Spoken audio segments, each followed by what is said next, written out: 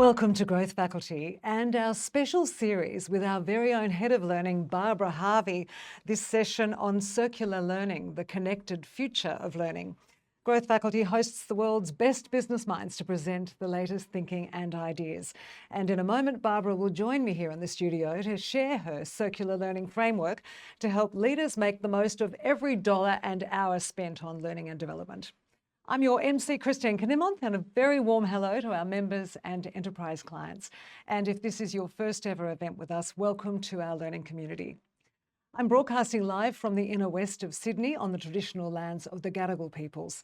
And we would love to see you too. Post a picture of you or you and your team watching this session on LinkedIn or Instagram and tag us at Growth Faculty for your chance to win a wonderful book prize.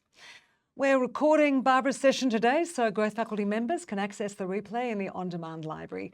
And hello if you're watching or listening to the replay. So let's get underway. As I said, Barbara Harvey is Head of Learning at Growth Faculty, and she brings a wealth of experience with over 10 years in the workforce learning space. Barbara's driving the evolution of Growth Faculty's learning model by building a network of learning experts. And welcome to those of you who are with us today, studying what learners want and developing ways to make learning more engaging and motivating for teams. Barbara, your enthusiasm is infectious. It's great to have you join us today. Welcome. Oh, thanks, Chris. Great to be here in the studio today, and welcome to all the learning nerds on the call today. This is the third session, as Chris said, and so exciting to be talking about circular learning. I'm really passionate about thinking about learning more sustainably for us as individuals, but also within organisations. And it struck me as I was driving here today, I was saying to Chris earlier, how different I feel today on the third session versus the first session which we held in March. And the reason why I wanted to share this with you is I deeply believe in the power of reflection, but also in the power of circular learning itself. So what I noticed for myself is in March, it was the first time I'd ever delivered any learning in a studio. I'd been on stage before, virtual workshops, but I hadn't been in the studio with the dressing room lights and James in the production room and the green screens. And I was really nervous, to tell you the truth. And Chris was very encouraging. But over the year, I delivered the session 3 times. I filled in for Chris while she was away. And today I felt really comfortable and energized to be here. And so what I noticed, it was that spaced repetition, turning up, showing up, practicing, reflecting afterwards, that has led me to feel more confident and more comfortable with doing something that 1 year ago I hadn't done before. So my icebreaker for today is for you to think about, if you were to turn back 12 months ago, what is something that you have done in the last 12 months that you didn't know or you hadn't done last year? I want you to think about that. But it might be a recipe you've learned to cook. We've all had to adopt to new AI tools. Maybe it was something you've learned, or a podcast, or something you've practiced, an instrument. I want you to think about, what have you learned or done this year that you didn't know last year that you know now? And so jump in the chat and do that. Chris and I will be monitoring the chat as we go, but really the chat is for you. I want this to be a very vibrant and open discussion. I want you to put in statements. I want you to give examples. If I give examples, I'd love your examples. So I really want this to be a vibrant conversation. This isn't a keynote. This is a community forum of learning for us today. Okay, so about today, we'll come back to your comments in a moment.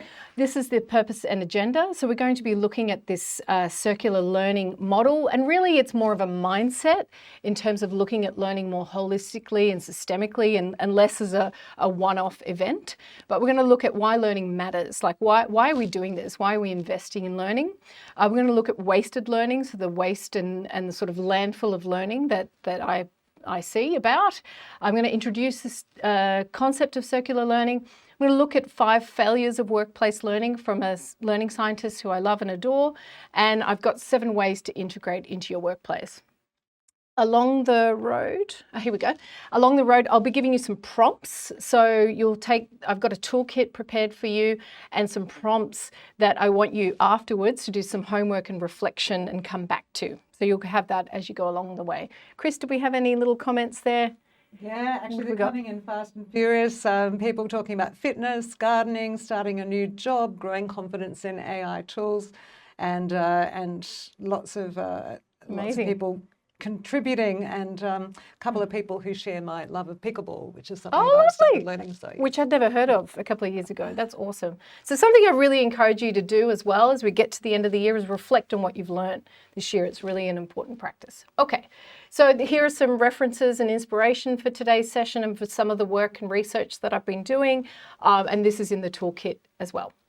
All right, so this is Sir Demis Hassabis. He's the CEO of Google DeepMind and he's a Nobel laureate.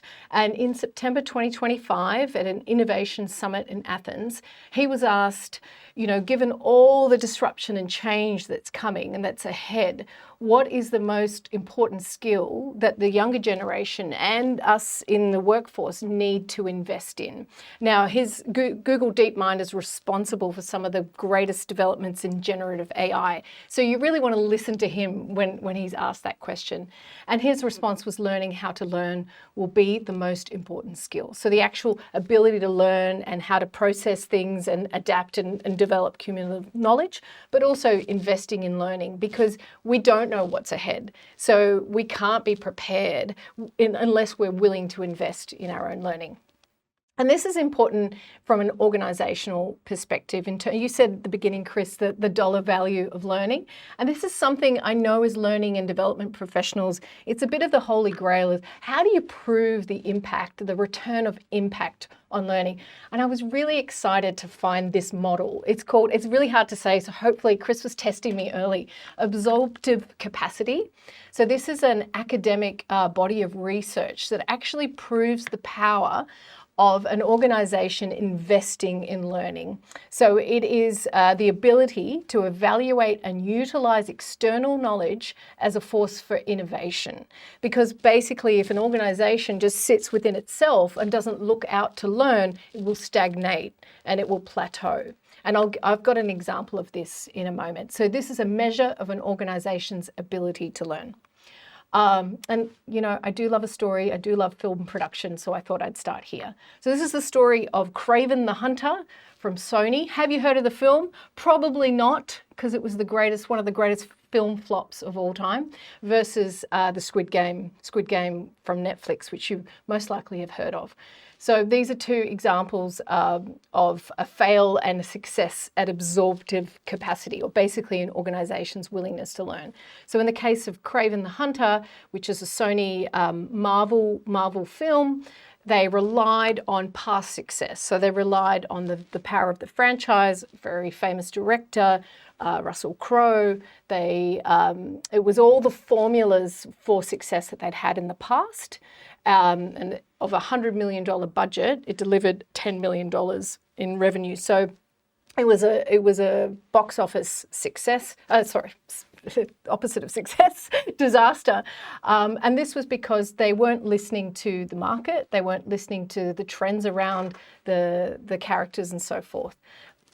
Fast forward to Netflix. Well, actually, that was it was a few years ago. So with the Squid Game, this was really an unheard of. So I don't know if you haven't seen it. If you have seen it, write in the chat. I actually watched a few episodes and found it so hard to watch because it's quite violent. But it's an incredible show, high production value, and has brought in $1 billion worth of revenue into Netflix. So you can see just the financial return. And the reason why Netflix invested in this production, the director had actually written it 10 years before and couldn't get any funding for it, is that Netflix had been watching and monitoring the consumer behaviour, the appetite for non-English speaking content. They had a sense and had an understanding of the data of what was popular in terms of the generations. Of course, it went on to be a global phenomenon. And what you can see there was Netflix's ability to look outside for information, but the most important thing in absorptive capacity is an organisation's ability to exploit it. So it's not just about funneling in information into a company or learning. It's about taking that learning and exploiting it and using it to make choices. And in their case, an innovative choice that led to commercial success. So based on that, it's a bit of it's maybe just something to think about is how would you describe the absorptive capacity of your team and business? Like if you were to think about how well are you taking on new information and new ideas and adapting and exploiting it for your business? Something to think about. Just leave that there for a moment. Here we go. All right. So that's in terms of a business and organization, but I also believe we need to think more sustainably about our own personal growth as well.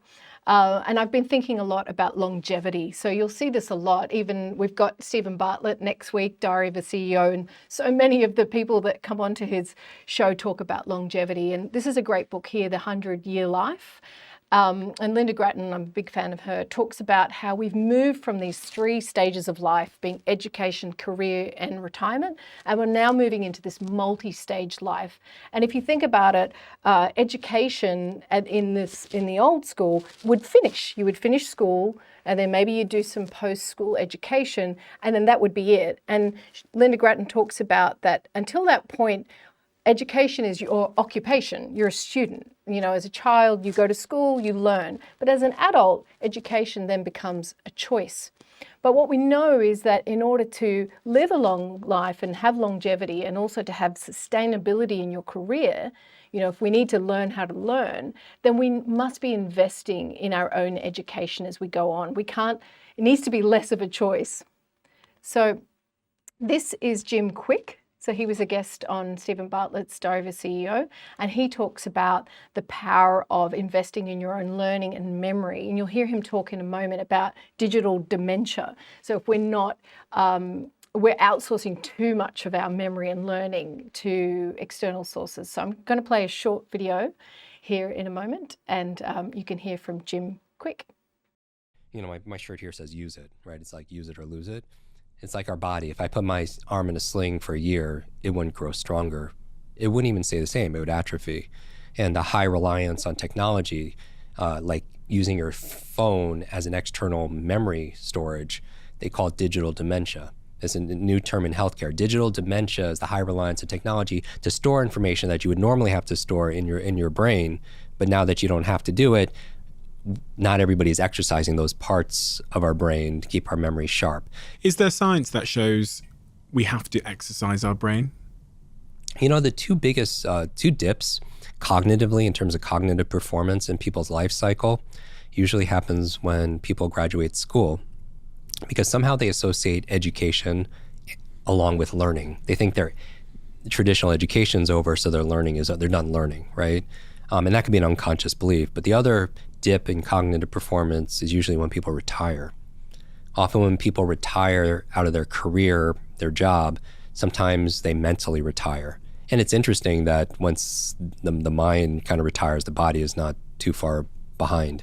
There was a study done on these nuns. It was a longevity study called Aging with Grace. Great title. They're living 80, 90 and above, and they wanted to find out what was the cause of their longevity. And they said half of it was their emotional faith or gratitude. The other half, they were lifelong learners. And because they were learning all the time, on the daily, it added years to their life, but also life to their years. It made the cover of Time magazine. But I really do believe that, you know, that we have to keep our minds active as much as we have to keep our bodies active. Okay, I just noticed in the chat, Vivian had asked for the slide, and it's funny because I noticed it went missing. So I'm going to go back here, absorptive capacity, before I go forward. These were the 4 components. So it was about acquiring knowledge, so seeking and recognizing new knowledge, assimilating, making sense of the new knowledge, and then transforming, so integrating and combining the old and new knowledge. Because remember, like particularly adult learning is cumulative. It's based on old knowledge and adding to it. And then exploiting it, so applying knowledge into results. So those are the 4 components. This is in the toolkit. That would have been would have prepared you better for this question. So I must have skipped that slide. So thanks, Vivian. All right. So we've talked about, Jim talked about that, which I think is really interesting. So I think what I want to challenge you today is to really think about your career and your own independent growth. Life expectancy's gone up in Australia, retirement age is going up, people are working into their 70s. We look at the rate of exponential growth and change. So have a think about what does the next 10, 15, 20 years of your career look like. Jim Collins was on Growth Faculty earlier in the year, and he said, don't set yourself a 5-year, 10-year goal, set yourself a 20-year goal. So another challenge for you is by the end of this year, I'd love you to think about a 10-year or a lifelong growth plan. I have some prompts for you in the toolkit. I know we're getting big and philosophical, but I think it's really important to think long term. And that's why, as well as we lead into circular learning as being more of a sustainable approach. Okay, here we go. So if you think about this, learning is really significant. It's really important. It's a key to longevity. Like Jim Quick talked about the nun story, this is what leads to a longer life. This is what leads to financial and corporate success in the case of Squid Game. And yet we have a challenge in our industry. Robbie Bain and I lead the Learning Champions at Growth Faculty. So we bring together a community of learning leaders who are our enterprise clients. We meet once a quarter. And what we hear from them and what we've heard from our Growth Faculty Learning Report this year is that we're kind of in this PR issue where we're having to become marketers to our own people about learning because we're competing for time, we're competing for people's focus, we're competing for learning budget or just budget, and we're competing for relevancy. And what we did in our research is we discovered that people are seeing learning as taking away from their real work, as a distraction from work, which is problematic. And this is also backed up by a Gallup study that was released in Q1 2025, where 41% of employees cite the time demands of their job as the biggest barrier to learning and development. So they're seeing it as two separate pieces. And 37% of managers say time away from daily responsibilities is the main obstacle to supporting employee development. And finally, 89% of chief human officers report that time away from the job is the biggest challenge to employee participation in learning opportunities. So it's quite problematic. The two things are really seen as in competition. And this is what we discovered in our research. I've talked about this in the previous webinars, but for those who are just turning up today, we interviewed close to 100 learning leaders across Australia, Asia Pac, and we asked a series of questions about their learning in their organisation, or there was a group of facilitators and consultants. And here's some of the results here. So learning leaders ranked measurement as a major issue, and this will come up later in the session as well. It's still something we're all trying to crack. Time and prioritisation. We've got this battle of distraction, learning seen as a side dish.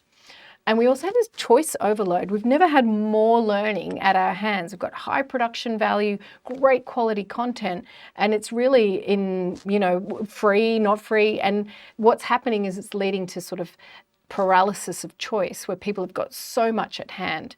It's leading to overwhelm and to what I call learning landfill.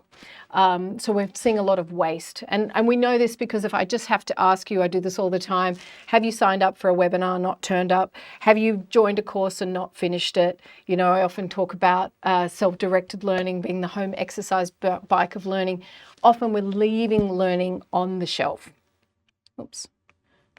Okay. But what we're also seeing is that as an industry, it's in transition. I think it was 2035, there was some research out recently that we're going towards $800 billion industry, the global workforce industry. I'll have to send that in a follow-up. And so we are transitioning as an industry, and this is within Australia. So we're seeing a shift from traditional to agile learning. So from that less workshop, all-day course workshop to more bite-sized learning on demand. We're seeing a shift in delivery and consumption, and we're seeing an increased investment in modern and agile learning too.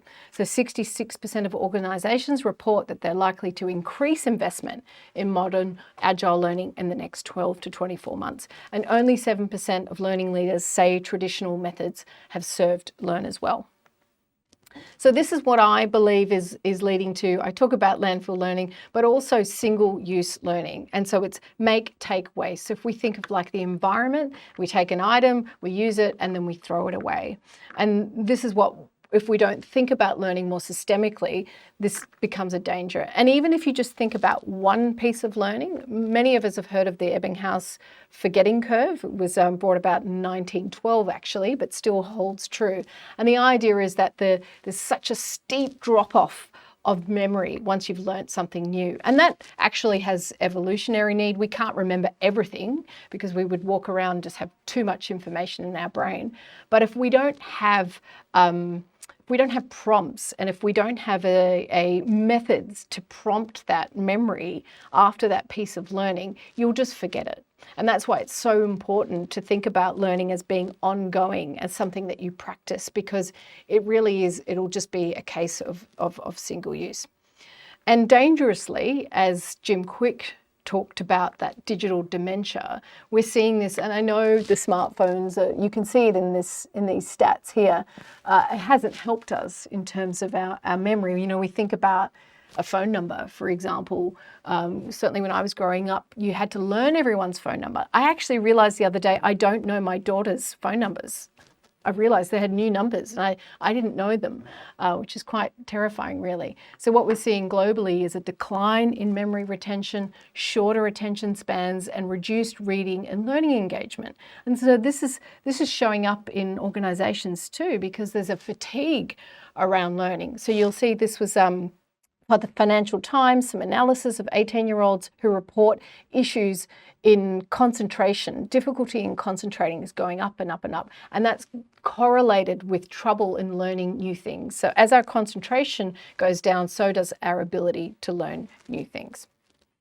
And in terms of the waste of the industry, we're seeing some results here around that too. So 45 to 60% of corporate training is forgotten or unused within a year. 3 to 10% of online courses, these are the big MOOCs, these big, large, self-directed courses, that's the completion rate. And only 12% of employees apply new skills learned in training to their jobs. Now, as a learning professional, and many of you are with me today, it's like, I can't deal with this. I hate this waste. Well, let's stop wasting learning, right? And so that's why I have two things that I've been thinking about. One is, how do we look to the waste industry and the response to the waste industry to combat this waste?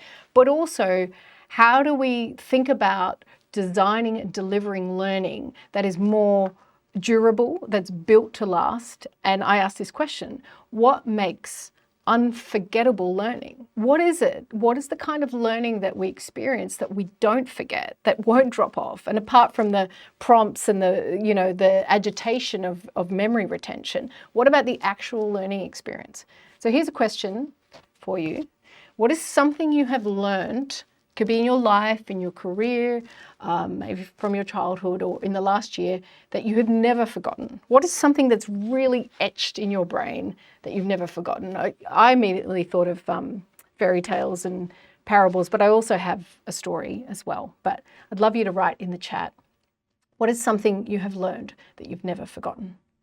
So for me, I've been thinking a lot about driving, because I'm actually teaching my eldest daughter, who's 16, how to drive. And the first lesson, I took her out into the sort of like a rural part of Sydney, and I was sitting there and thinking nostalgically, oh, I can't believe she's 16 and she's grown up and all these things. I was lost in all of that. Sat down, put her in the seat, put the L plates on, turned to her and went, off you go. And she just looked at me and I said, come on, drive. And I'd forgotten that I actually had to teach her how to drive, and she didn't even know how to turn the key.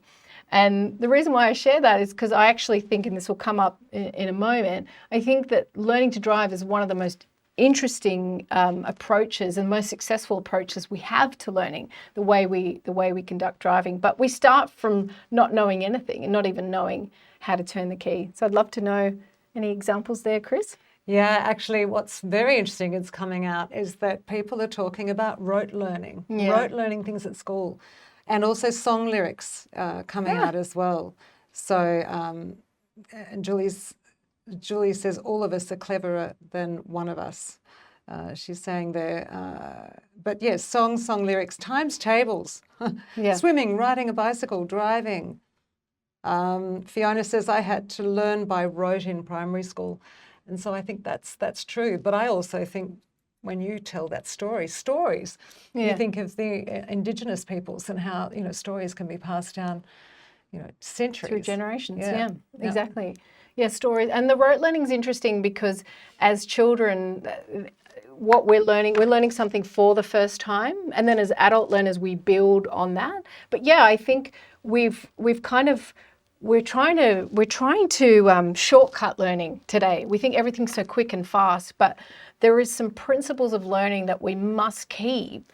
And if you think of your times tables, and like I said about being here today, it's practice, repeat, repetition, it's coming back. Like there's no avoiding that if you're to learn something really deeply. And in terms of absorptive capacity, the research has talked about that.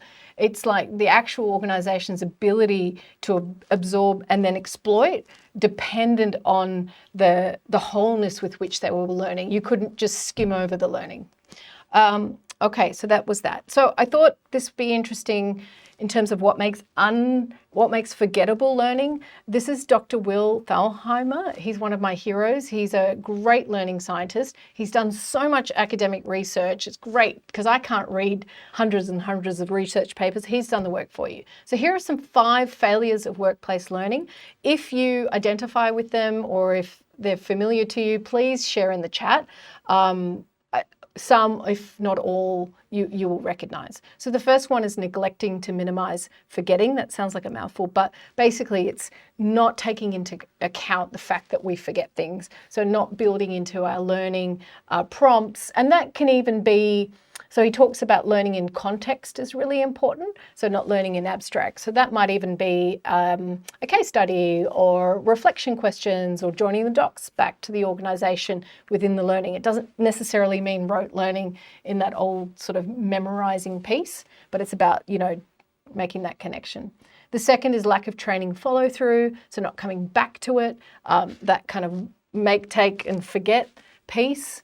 The third is underutilizing prompting mechanisms. So this is something I've been thinking a lot lately, and I've done it for you today. But basically, if you learn how to do CPR, you have a little cheat sheet with a little picture and to remind you. And so it's really important that when we go and learn something, a new framework or a model, to actually have it physically on display when you need it. Because what he talks about is that when you learn, you're using long-term memory, but when you're in the workplace, you're having to work from working memory, and you won't be able to access, sometimes you can't access that long-term memory, so you need a prompt to get you there. So that's something to think about. The fourth is not fully leveraging on-the-job learning, so not actually putting mechanisms in place to practice the learning. So say if you've had a workshop on difficult conversations, like you need to actually be practicing that in the work that you do. And the fifth one is poor measurement practices, which we've talked about many times in our sessions, something I'm still working on myself. But of course, if we're not measuring, we tend to sit with the happy sheets and in terms of learner enjoyment, and we're not thinking about business outcome and whether the learning is showing up in performance. Those are the 2 keys actually for proper learning measurement. If the learning is showing up in performance and if it's having a financial impact or a good business outcome. Okay, so that's the 5 failures. So introducing the circular learning. So this is taken from the circular economy concept. So in a linear economy, we take our resource, we make something new, and then we throw it away, right? And that leads to a lot of waste and, of course, damage and pressure on the planet. And the idea of a circular economy, it's not about necessarily recycling. It's not just recycling. It's about building things to last, that real objection to fast fashion and fast furniture and things like that. So building things to last, then repurposing, reusing, and then always making sure that items don't fall out of the circle. So this is what I was hoping for in terms of the way we think about circular learning, so that we're learning, we're applying, we're reflecting, refining, we're sharing, we're reusing, and that it becomes a more holistic piece. And it's, you know, if we think about one deployment of learning that you might do in your organization, how do you come back to it? Can you practice it again? Maybe 6, 7 months later, can you revisit it? Like, get the value. If you see learning as a resource, like, how are you exploiting that resource over and over again? And so these are the principles, and I'll talk you through a few examples. I just have a few examples of things that you could maybe do. So making learning stick, keeping knowledge in the flow, regenerating learning culture, and shifting from, say, courses into more of an ecosystem of learning. I've also created a little checklist. This is in the resource kit, but you can even have a look at now. You can measure some of your learnings that you're already doing, or sort of practices like and you can follow this up. So are key takeaways remembered after 2 to 3 weeks? Are learnings applied to real work?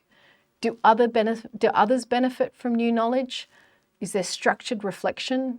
So we know this, you don't learn from experience, you learn from reflecting on experience. So this power of reflection, we do not spend enough time reflecting, we don't allocate enough time for it. So if nothing else, if you do nothing else today, is put in a schedule for reflection. Is the content repurposed? Are there mechanisms to adjust based on results?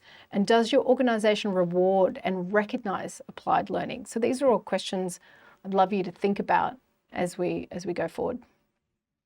So given that in mind, would you describe your learning culture as linear or circular, or both? Would be really interesting to know. So linear would be like a series of courses, you move on, or are you working towards more of a circular approach where you're revisiting, repurposing? Okay. So just in this last 5 minutes, I'm just going to give you some examples of what circular learning might look like in your organization or as an approach. So it's all still in development, so take one. So the first thing I wanted to revisit was, this is my daughter with her driving. And like I said, I think it's one of the most powerful as a sort of model of learning. You know, they have to do 100 hours, they've got to drive at different times, they've got to keep a record, they've got to reflect. And so having a think about learning that sticks through context, space, and retrieval. So noting that, like building learning over time and coming back to it, number one. Another thing that's really important is reflective discussion. So this is important for memory retention and also for adding context. So don't underestimate the power of this. We did this at Growth Faculty. So, you know, we've got Stephen Bartlett on next week, who I've mentioned. Obviously, I'm a fan, so I can't stop talking about it. And so we developed this. This is a team strategy guide. So you watch the session and then post-session have a discussion. So we actually do this. So I think many of you are members and enterprise members on today. And what we have is, we have a great session delivered by, you know, incredible thought leaders from around the world. And then I design a post-session reflection and discussion. And the idea is that as a peer group, you discuss, you reflect, but you also join the dots back to your own context. And look, you can do that with any piece of learning, but that practice of doing that, and it doesn't necessarily have to have a huge outcome in that moment. You've got to follow up on it. But the practice of doing that will embed that learning further and learning from your peers as well. The other thing is about having prompting mechanisms. So Dr. Wiltham says it's not just good enough to get information into people's heads. What you want to do is trigger their cognition at the right time in the right situation. And I've put this here from Dr. Susan David, who will be visiting us next year, which I'll talk about in a moment. And so this was her pyramid of needs. She produced this in COVID. So she says, we may not be able to go outside, but we can go inside. So it was a little, I remember I had this at the time. It's just a little prompt and a reminder of how to, it was an acceptance, compassion, routine, connection, courage, and reset. So it's really important to have these prompts to keep the knowledge in the flow. So I really encourage you to do that. And of course, peer learning. So we saw this in the Growth Faculty Future of Learning report. We'll send a link to the executive summary of the report after this session. So hopefully you can have a read. And what we saw was this increased appetite for coaching and mentoring. It was selected as the most in-demand learning approach, and peer learning. So 75% of the leaders say that peer learning is equally or more effective than traditional training. So learning is now emerging as not an isolated experience. It's something to be done with and from each other, and it's more powerful when done so. So I encourage you to look at peer learning and social learning in your organisation too. Also, thought I'd throw this in here. This is being announced today. We have an event next year called Leadership, featuring Esther Perel and Susan David. It's really exciting. So we hope you can come along. But the reason why I'm bringing this up is what we're noticing now is this wave of leadership theory and work around relationships. And so the importance and the value of meaningful relationships at work. And what we're seeing is that people are looking for work, for belonging, for community, and for identity. And I think that learning can play an amazing role in providing that belonging and collection and community. So really think about that too. Don't think of learning as being a compliance practice. It really is a sense if done correctly and done creatively, you can create a community of learning in your organisation, and it will have more impact, will have business outcomes, but also will create engagement and connection between your people. So, so coming to the end now, I think, Chris, ready for questions in a moment, but also thinking about learning cultures. So this was the last piece of circular learning. So this is really about learning together. If you've come to the other sessions, you know I'm deeply passionate about the power of social learning. I think this is the silver bullet of learning, this what eliminates the waste, because when we learn together, we're accountable. So if you tend not to turn up to that webinar, if you're by yourself, no one knows. But if we turn up together and show up together and learn together, it creates the most powerful, most effective form of learning.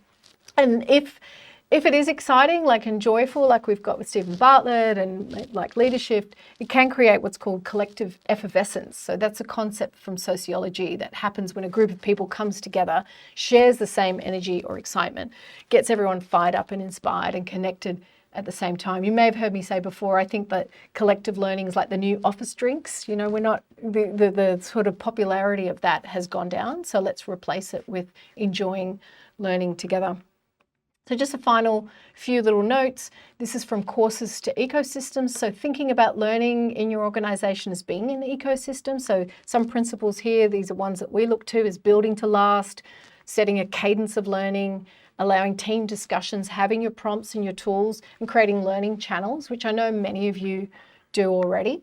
And then finally, I've got these 7 steps, and these are in the toolkit as well. So thinking about embedding, reflecting, and journaling if you can, spaced retrieval, encouraging experimentation. I haven't talked a lot about that today, but really if you have a learning culture, then you're allowing people to take some risks and to experiment as well. Sharing knowledge, integrating prompting tools, measuring what matters, and closing that feedback loop. So making sure you're always improving what you do and coming back to it. I think that's me, Chris. As I go on to questions, I've got a quote here. The most important skill any leader can have is the ability to learn fast, adapt fast, and stay curious. Really interested in your reflections and your ideas. I'd love to know what you're doing in your organisations, what you're doing differently so we can learn from each other. But thank you for being here today, and I'll send that toolkit through to you as we keep evolving this model together. So over to you, Chris, for some questions. And I was actually just thinking what a wag you are, because there you were, you saw that there was no E on knowledge and you read it. So you thought you would just read it as knowledge. Knowledge. That is funny. That made me laugh. Questions haven't been coming into Slido, but I do see that Libby has made a really interesting point, which I think is well worth discussing. And that is, she said, and now I've of course lost it, but she says, basically she's saying, me trying to find it again, basically she's saying that that she struggles to get her learners to do anything post-event. Yeah. So that they just won't participate in doing these exercises or the reflection exercises, or, you know, obviously doing anything that's going to bring the practices into their work post-event. So during the event, the joy, the community, the enthusiasm. Post-event, it's gone. It's not there anymore. What would you say about what people could do? Yes, I think it's about the prompting piece. I know what you're saying. You're not the only one, Libby. It is true. People tend to sort of just think, oh, it's done, tick it off. That's the problem, right? So I think it's one, we have to make the case, and we can all do better at that. So making the case for the follow-up and why it's important is probably essential for someone to understand that, even to know you're actually wasting your time if you don't follow it up. But secondly, I would say it's about having relevant prompts that people can use in time. Everyone's looking for this just-in-time learning. So perhaps it's about like I said, in the case of the conversation course, we had Jefferson Fisher on a while ago. I regret not having little, I might still make them, little prompts, things that he said, and then being able to access them when you need them. I think that's more kind of thinking like that rather than, oh, you have to do this by this time, we're going to follow up by this time, although that's also valuable. And maybe it's about the individual learner making a commitment to themselves to follow up, like to have that prompt and then know that they're going to use it. But yeah, I think it's a valid thing. It's like I said, we're all fighting for everyone's time, and it's a challenge. So yeah, that would be my thing, is thinking about prompts rather than just a follow-up. Yeah, good point. And there is a question here, and by the way, there is more discussion in the chat about this topic. So Lauren's pitched in saying maybe build it into the session. Oh, yeah. Good. And Libby's come back saying time's an issue, but also she is talking about continuous improvement, but very hard to get anyone to even do evaluation. So she's a bit of an uphill battle there. There is a question though, thank you, in Slido. Is time or culture, do you think, the biggest barrier to applying learning and practice?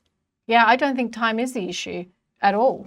I think I think people say it's time, but I always go, let me check your screen time then. Let me see how long have you been on social.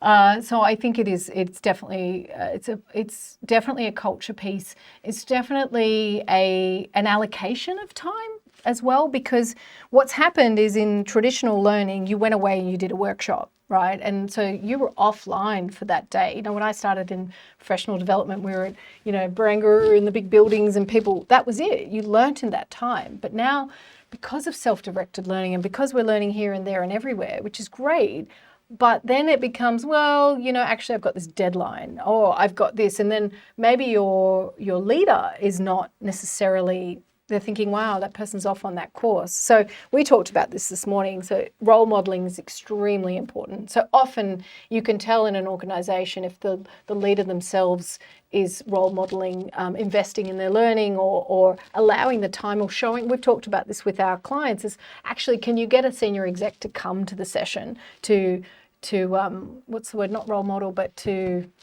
can't think of the word, but anyway, to show that this is important. So I think it definitely is a culture piece for sure. Yeah, well, more discussions to be had, and we'd love to see you back to continue the conversation, because certainly there's a lot of enthusiasm in the chat, very much for people wanting to continue this discussion, and Great. really enjoyed it. So thanks so much. Thanks, And I do think that back to that time piece, that of course it's leapfrogging. You can spend all this time trying to do something slowly, but to actually go to a quick workshop or webinar or the leadership conference, and you can then leapfrog. You can learn something so quickly by getting it from someone else who's done it before. So, I like leapfrog. That might That's be a good one. Topic of your next learning session. It's been thoroughly enjoyable. Thanks so much, Barbara, as it always is. Wonderful. And it's been wonderful having you also here today. Thanks for all those great questions and for all of your participation in the chat. Well, we do welcome your feedback. There is a book prize draw for those of you who post a picture of yourself, of you and your team, to Instagram or LinkedIn and tagging us at Growth Faculty, and perhaps put your comments about what you thought about it in that post. We also thank you for posting a Google review if you get the opportunity to do so. Thought I'd add that one in. And if you want to continue access to the world's best business minds, there's a full program of live virtual sessions here at Growth Faculty. Of course, Barbara mentioned our next session, the blockbuster author with global headliner Stephen Bartlett, UK entrepreneur and celebrated host of the Diary of a CEO podcast. He's going to be in conversation next Wednesday, October 29, and it will be with master interviewer and guest MC Holly Ransom. So these are the final days to book your spot. Do it now while you're thinking of it so you don't miss out. And all of our live virtual events are included in Growth Faculty membership. If you're a member, thanks for being part of our learning community. If you're a learning champion, we thank you again too for that. On behalf of Barbara and myself and all the team, thanks for being with us today.